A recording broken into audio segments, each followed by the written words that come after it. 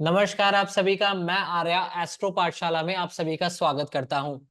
आज हम शुरू करने वाले हैं एक ऐसी सीरीज जिसका आप सबको बेसब्री से इंतजार था। ये सीरीज है न्यूमरोलॉजी की। नंबर्स।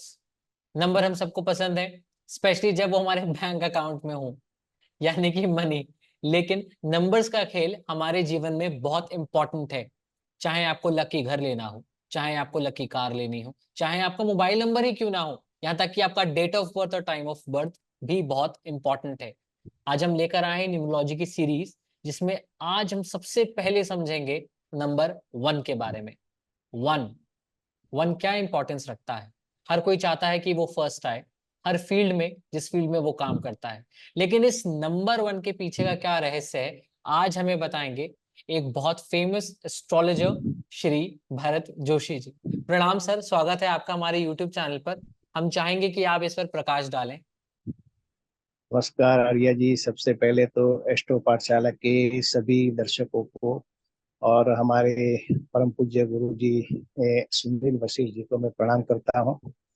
और बहुत दिनों से न्यूमरोलॉजी के बारे में लोगों की कुछ आकांक्षा थी कि हमें इसके बारे में कुछ ज्ञान प्राप्त हो जाए। तो इसके लिए आज सबसे पहले न्यूमरोलॉजी क्या है वो हम समझते हैं, क्योंकि हमने आज तक सुना होगा कि हमारे 9 ग्रह होते ही है। हम्म। और 9 ग्रहों के बारे में सब लोग बोलते हैं कि भाई सूर्य, चंद्र, मंगल, बुध, गुरु, राहु, शनि, केतु, ये सारे 7 ग्रह हमारे कुंडली में है ही। और लोग उसको नॉर्मली समझते हैं, लेकिन उनका अंकों के साथ संबंध भी है, क्योंकि 1 नंबर का संबंध हमारा सूर्य के साथ होता है। 2 नंबर को चंद्र को दिया गया है। 3 नंबर को गुरु को दिया गया है। 4 नंबर राहु से दिया गया है। 5 नंबर मर्क्यूरी बुध को दिया गया है। 6 नंबर शुक्र को दिया गया है। 7 नंबर जो है केतु को दिया गया है। 8 नंबर है वो शनि को दिया गया है। और 9 नंबर है वो मार्स को दिया गया है। तो सबसे बड़ी चीज क्या है कि हमारे जो जो सात जो 9 ग्रह है, इसमें से जो मुख्यत्वे जो ग्रह है, जो उसका प्रभाव सारी सृष्टि में भी ज्यादा है और हमारे जीवन में भी ज्यादा है। सबसे बड़ी चीज हम देखते हैं कि भाई सूर्य वो एक ऐसा प्लेनेट है जिनको नंबरों में कहा जाए तो हम बोलते हैं कि उसको राजा कहते हैं। और सूर्य 9 ग्रहों का राजा है। और सूर्य ही हमारा जीवन है। सूर्य जितना जिसका बलवान होता है, वो व्यक्ति समाज में उसको मान है, प्रतिष्ठा है, पद है, यश है। और हर क्षेत्र में वो अपना जीवन में अपनी प्रतिभा को वो प्राप्त कर सकता है। और इसीलिए क्या है कि सूर्य का बलवान होना जरूरी है। लेकिन अब कैसे समझे कि न्यूमरोलॉजी में हमारा अंक सूर्य के साथ संबंध आता है या नहीं आता है।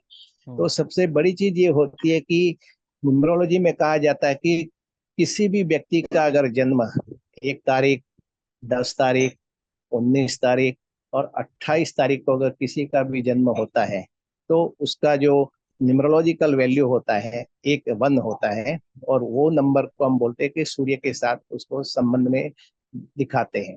तो सबसे बड़ी चीज क्या है कि सूर्य ऐसा प्लेनेट है कि वो राजा के समान है।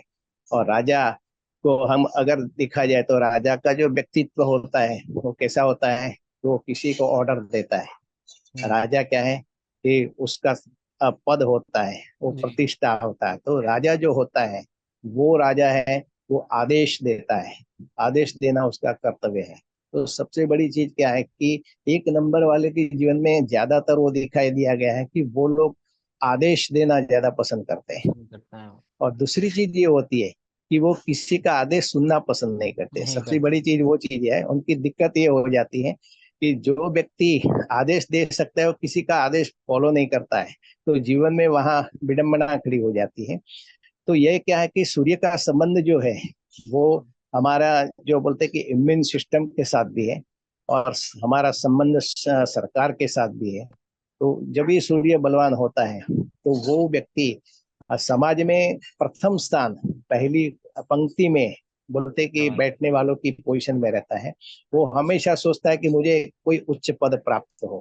हम्म। लेकिन क्या है कि कभी कभी ज्यादातर बोलते हैं ना कि विश्वास, कॉन्फिडेंस, पावर, एनर्जी जब भी होता है तो उसका एक नेगेटिव रूप वो भी हो जाता है कि व्यक्ति जिद्दी हो जाता है।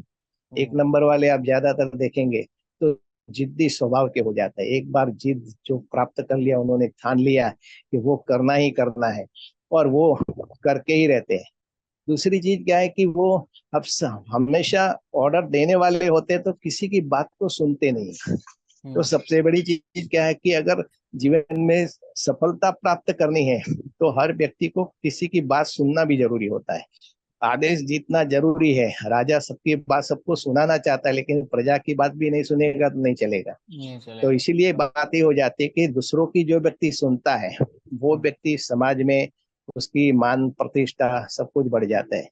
उनमें कॉन्फिडेंस का बहुत, आत्मविश्वास उनका बहुत बड़ा हो जाता है। वो कॉन्फिडेंस से बहुत सारी चीजें को प्राप्त कर लेते हैं जीवन में। और वो दूसरी चीज क्या है कि इतनी बड़ी कॉन्फिडेंस होती कि कभी कभी वो, ज्यादातर देखा गया है कि किसी जॉब क्षेत्र में जल्दी से सेटल नहीं हो पाते। कोई किसी भी जगह पर जॉब अगर उनको प्राप्त करनी है, तो जॉब क्षेत्र में उनको बहुत दिक्कत हो जाती है। और वो अपनी पसंद का, जहां भी उनको लगता है कि मुझे यहाँ मेरे हिसाब से जहां लगता है कि ये कार्य है, वैसे ही कार्य में, वो बोलते हैं कि मैनेजरियल कार्य जो बोलते हैं, जहां से किसी को ऑर्डर देने का रहता है, जिसको कि ऐसा कोई पद देके कोई बड़ी कंपनी का उनको सीईओ बनाया जाए, कोई ऐसा मैनेजर की मैनेजरियल पोस्ट है, वो पोस्ट में वो अच्छी से अच्छी पोजीशन दे सकते हैं। तो इसीलिए पोजीशन में क्या है कि ये लोग बहुत महत्वाकांक्षी होते हैं और हमेशा अपने आप को सेंटर में रखना चाहते हैं। कभी कभी आप देखो कि कोई भी राजा है तो बीच में बैठना पसंद करेगा हमेशा, और राजा हमेशा सेंटर में ही रहता है। वो कभी किसी कोने में, किसी पीछे ऐसे गैप साइड में नहीं रहता है। तो क्या है कि वो अपने आप को पहले केंद्र में रखते हैं, और वो सबका ध्यान अपनी ओर जाए, वो उनकी एक कोशिश रहती है। दूसरी चीज क्या है कि एक नंबर का संबंध जो सूर्य के, और सूर्य का संबंध मेष राशि से देखा जाए, ऐसा पकड़ते हैं न्यूमरोलॉजी बोलते हैं कि मेष राशि का स्थान बोलता है कि पूर्व दिशा में होता है। तो मेष राशि पूर्व दिशा की सूचित है, और मेष राशि में सूर्य का उच्च का होता है। और उच्च होने की वजह से सूर्य की जितनी भी पॉजिटिविटी है, वो उनको प्राप्त हो जाती है। जबकि सूर्य जब भी तुला राशि में आ जाता है, तो वो नीच का हो जाता है, और वो अपनी जो पॉजिटिविटी की जो उनकी पोजीशन रहती है, उनके जो गुण रहते हैं, वो ऑपोजिट में आ जाते हैं। तो सबसे बड़ी चीज क्या है कि जब भी सूर्य बलवान होता है, तो क्या है कि उसकी पर्सनालिटी खुद बता देती है कि ये व्यक्ति पॉजिटिव सूर्य वाला है। और इसीलिए पॉजिटिव सूर्य वाले के लिए ये चीज क्या है कि उनके सूटेबल जो दिशा है, बोलते हैं कि मेष राशि पूर्व दिशा में बैठ के अगर काम करते हैं, पूर्व दिशा उनके लिए बहुत ही अच्छी फलदायी रहती है। और वो हिसाब से वो लोग पूर्व दिशा के पोजिशन में बहुत अच्छा फल प्राप्त कर सकते हैं। दूसरा चीज क्या है कि वही दूसरी चीज देखा जाए तो न्यूमरोलॉजी में दूसरा जो बोलते हैं कि एक एक तारीख और दूसरा आता है 10 तारीख। दोनों में क्या फर्क आता है? तो क्या है कि 10 तारीख में एक जीरो लग जाता है। जितने भी गुण एक नंबर के रहते हैं, इसमें एक नंबर तो सब में कॉमन ही है। 28 में भी एक नंबर कॉमन है, 19 में भी एक नंबर कॉमन है। जबकि देखा जाए तो एक नंबर के पीछे जीरो लगता है, और जब भी किसी अंक के पीछे जीरो लग जाता है, तो उसका पावर बहुत बढ़ जाता है। और जब भी वो पावर बढ़ जाता है, तो क्या है कि उसमें जो सूर्य की जो पॉजिटिविटी है, उसके जो गुण है, उसमें वृद्धि हो जाती है। और इसकी वजह से वो बहुत कुछ अच्छा केयरिंग नेचर भी आ जाता है। कुछ अच्छी पोजीशन में वो बहुत सबका ध्यान भी रखते हैं। सूर्य का संबंध समाज में रहना है, तो वो प्रतिष्ठा प्राप्ति के लिए बहुत अच्छा फल देता है। तीसरी जो पोजीशन है कि भी देखो 19 तारीख को देखा जाए तो 1+9, एक नंबर सूर्य का है, 9 नंबर मंगल का है। दोनों का कॉम्बिनेशन, सूर्य राजा है और 9 नंबर मंगल देखा जाए तो सेनापति है। दोनों का कॉम्बिनेशन जब भी आ जाता है, तो एक बेस्ट कॉम्बिनेशन हो जाता है।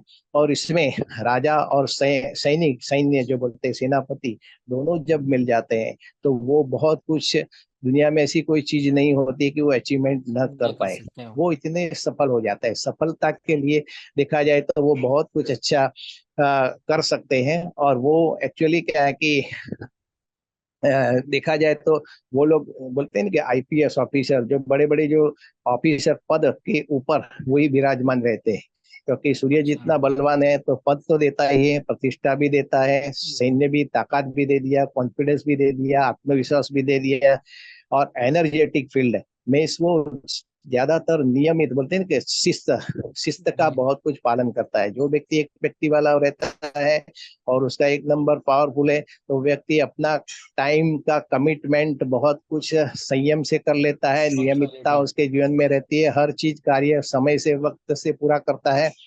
दूसरी चीज इसीलिए बोलते हैं कि अगर किसी बच्चे का जन्म अगर करना है तो हमें कौन सी डेट में कराना चाहिए। बहुत सारे लोग बोलते हैं कि भाई अगर हमारा किसी का भी जन्म है 1 तारीख है, 10 है, 19 है, 28 है, तो इसमें बेस्ट तारीख कौन सा होता है। तो सबसे बड़ी चीज क्या है कि जो लोग चाहते हैं कि हमारा बच्चा भी इतना प्रतिभाशाली हो, उसके जीवन में भी बहुत कुछ वो अचीवमेंट कर देवे, ऐसी कुछ वो अपेक्षा रखते हैं, तो उनको उनका जो पोजीशन के हिसाब से 19 तारीख उनके लिए बहुत बेस्ट रहता है, और बच्चे के लिए क्योंकि बहुत अच्छा है। और कभी कभी ऐसे लोग हार मानने वाले नहीं रहता है, एक बार बोलता है कि कमिटमेंट कर लिया, फिर वो अपने आप की नहीं सुनते।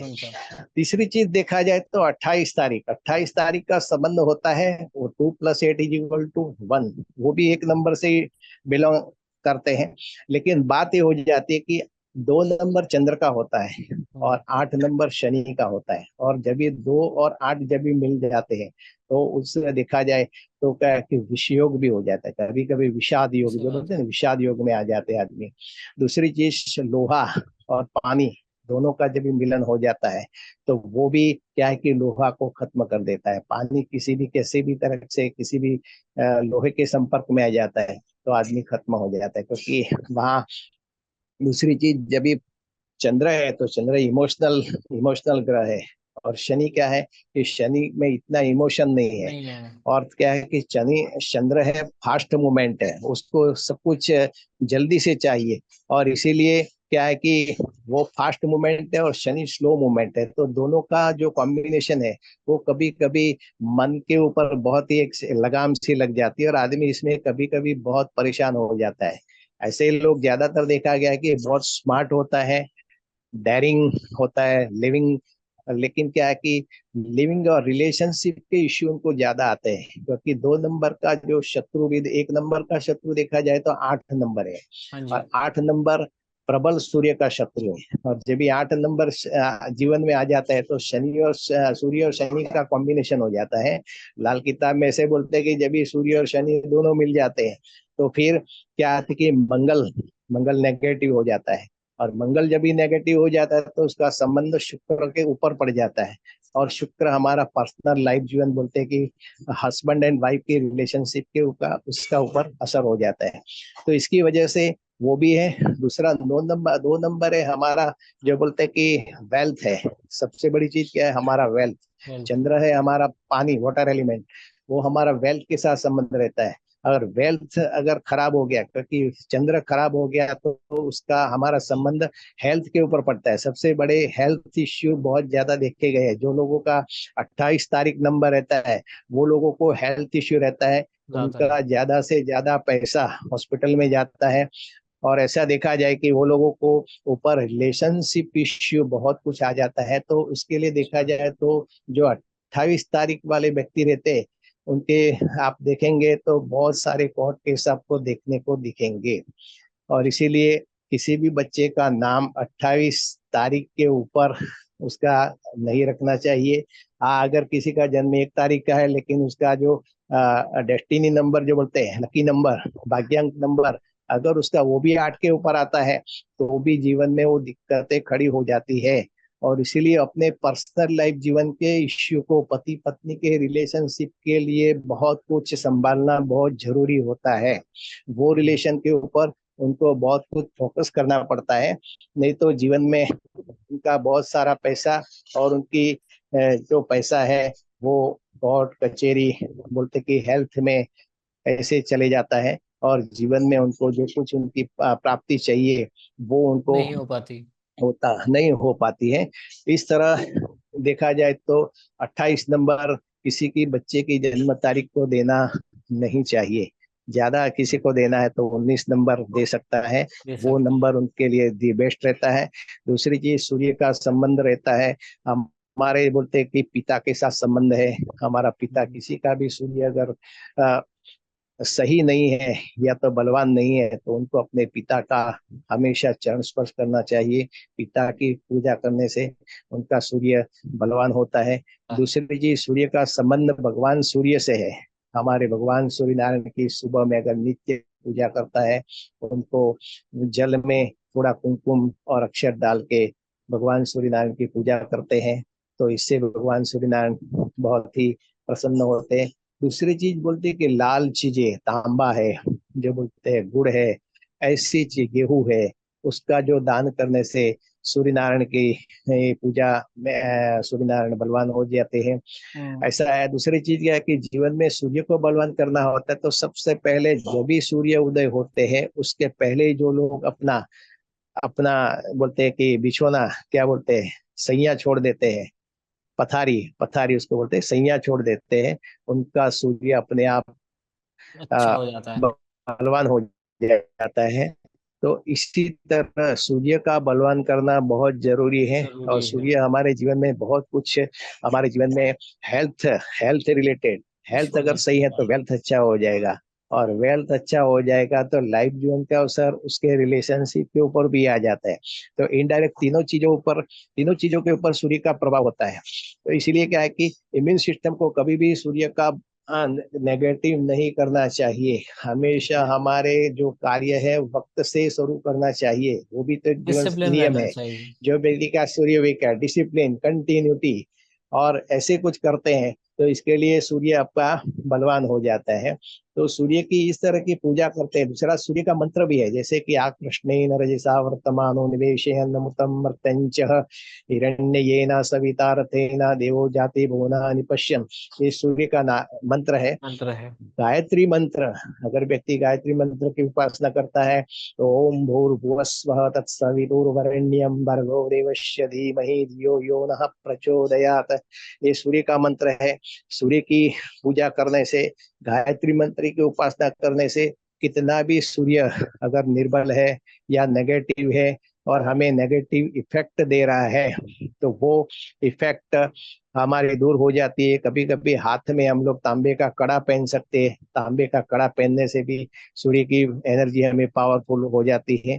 तो इस तरह हम लोग अगर ध्यान रखते हैं कि भी हमारा सूर्य का संबंध किस वजह से वीक है या अच्छा है, वो हमें पहले जानना चाहिए। लाल किताब में देखा जाए तो बहुत सारे कॉम्बिनेशन भी है, लेकिन उनको समझने के लिए अष्टो पाठशाला में हमें बहुत सारा आपको नॉलेज प्राप्त हो सकता है। जो जो हमारे जो विद्यार्थी है या तो जो जो लोग चाहते हैं कि हमें उनको समझना है, क्योंकि क्या है कि सही सूर्य को कैसे समझे, सही चंद्र को कैसे समझे, ये समझे जी, सही क्या बात है। सही ग्रहों को कैसे समझे, अगर उनको समझना है तो हमारे अष्टो पाठशाला के हमारे सुनील वस्त्री जी के द्वारा बहुत सारे एस्ट्रो पाठशाला के कोर्स चलते हैं। जी। इसी कोर्स पाठशाला के द्वारा हम लोग सही समझते हैं, और जिनको चाहिए कि वे हमारा संपर्क करना चाहता है, तो वो भी मेरा नंबर के ऊपर 800 पाठशाला के मेरा नंबर दिया हुआ है, वहां से आप लेके मुझे आप संपर्क कर सकते हैं। क्योंकि बहुत सारे कॉम्बिनेशन होते हैं न्यूमरोलॉजी में, जैसे कि सूर्य शनि का कॉम्बिनेशन हो गया तो भी सूर्य नेगेटिव हो गया, सूर्य राहु का कॉम्बिनेशन हो गया तो भी सूर्य गलत हो गया। तो जैसे अलग अलग, जैसे शुक्र है, बुध है, सूर्य बुध का कॉम्बिनेशन, सूर्य गुरु का कॉम्बिनेशन, बहुत सारे कॉम्बिनेशन सूर्य के साथ होते हैं। तो वो किस तरह का दूसरे ग्रहों का इफेक्ट करते हैं, वो तो लाल किताब का बहुत बड़ा कोर्स है। लेकिन हम लोग ऐसे ही समझे कि भी क्या करें कि भी सूर्य को बलवान कैसे दे, और हमारा नाम किस नंबर पे आता है, वो भी हम जी। लोग आगे जाके समझेंगे। क्योंकि हमारा जो नाम है वो किस नंबर पे आ रहा है, वो सबसे बड़ी चीज क्या है, वही सबसे बड़ी चीज क्या है कि वो नंबर हमारी नंबरों की एनर्जी से बैलेंस होता है होता या है। नहीं होता है, वो हमें समझना बहुत जरूरी है। क्योंकि बिल्कुल सही हमारा बात। नाम अगर सही नहीं होता है, अगर हमारा नालों की न्यूमरोलॉजी नंबर 1 है और हमारा नाम नंबर 8 के ऊपर आ रहा है, तो हमारी जो एनर्जी है वो इनडायरेक्ट इनबैलेंस हो जाएगी, और हमारे प्रयासों को इतनी सफलता नहीं नहीं मिलेगी। मिलेगी। इसीलिए हमें बहुत समझना जरूरी है कि भाई हमें हमारा नाम का जो कैलकुलेशन है किस नंबर पे लेके जाए। हमारे जो न्यूमरोलॉजी के हिसाब से 9 नंबर है, इसमें डेट ऑफ बर्थ में कौन सा नंबर नहीं है वो भी समझना जरूरी है। अगर हमारी कुंडली में 4 नंबर नहीं है तो क्या इफेक्ट आएगा, 3 नंबर नहीं है तो क्या इफेक्ट आएगा, 5 नंबर नहीं है, क्योंकि हमारा बैलेंस करता है सारे ग्रहों को। और हर जितने भी हमारे 9 ग्रह उसके बैलेंस में देखा जाए तो मर्क्यूरी आता है। तो वो बुध हमारे लिए बहुत इंपॉर्टेंट रहता है। तो हमारी शक्ति को, हमारी एनर्जी को, हमारी पावर को किस तरह बैलेंस करना चाहिए, वो ग्रहों की एनर्जी को देख के हमें अगर कौन सर। से नंबर पे क्या करना चाहिए, वो सारी चीजें हम लोग जानेंगे। और आप सब लोग भी एस्ट्रो पाठशाला के माध्यम से जान सकते हैं। और इसीलिए किसी भी प्रकार की आपको कोई दिक्कत है तो आप संपर्क कर सकते हैं। और इसमें बहुत सारी डिटेल्स है, क्योंकि डिटेल को समझने के लिए पर्सनल आपका मिलना या तो फोन द्वारा संपर्क करना बहुत आवश्यक है। और ऐसे ही हम लोग आगे जाके नंबर 2 के ऊपर हम लोग विश्लेषण करेंगे कि नंबर 2 है तो हमारे लिए क्या अच्छा है, क्या बुरा है, कौन सा क्षेत्र में हम सफलता प्राप्त कर सकते हैं, क्या कर सकते हैं, वो चीजें हम आगे के इंटरव्यू में समझेंगे। ओके, धन्यवाद। Thank you so much sir, अपना कीमती समय देने के लिए। बेसिकली आज आपने हमारे दर्शकों को बताया कि पहले नंबर की इंपॉर्टेंस क्या है, पहले नंबर को पहला नंबर क्यों कहा जाता है। हमने बचपन से तो पढ़ा है कि काउंटिंग 1 से शुरू होती है, लेकिन 1 से शुरू क्यों होती है, ये आज आपने हमें सही तरीके से, सही माध्यम से बताया है। हम जानते हैं आप बहुत बिजी रहते हैं, आपकी कंसल्टेशंस होती हैं, उसके बाद भी आपने बीच में हमें टाइम दिया और हमें बताया कि ज्योतिष केवल इसलिए ज्योतिष नहीं है क्योंकि वो हमें बताया गया है वो ज्योतिष है या न्यूमरोलॉजी है। उसके पीछे एक सार होता है, गूढ़ रहस्य होते हैं, जिनको देखना समझना हमारी रिस्पॉन्सिबिलिटी है। और आज के युवा की रिस्पॉन्सिबिलिटी है कि साइंस को ढकोसलेबाजी ना समझकर नॉलेजेबल साइंस समझे, इसके पीछे का ज्ञान समझे कि जो भी बोला जाता है या दिखाया जाता है वो एक एक्यूरेसी है, सच्चाई है उसके पीछे। Thank you so much sir, अपना समय देने के लिए, हमारे चैनल से जुड़ने के लिए। थैंक यू सभी एस्ट्रो पाठशाला के दर्शकों को फिर से एक बार मैं प्रणाम करता हूँ और गुरु जी को भी वंदन करता हूँ। Thank you sir.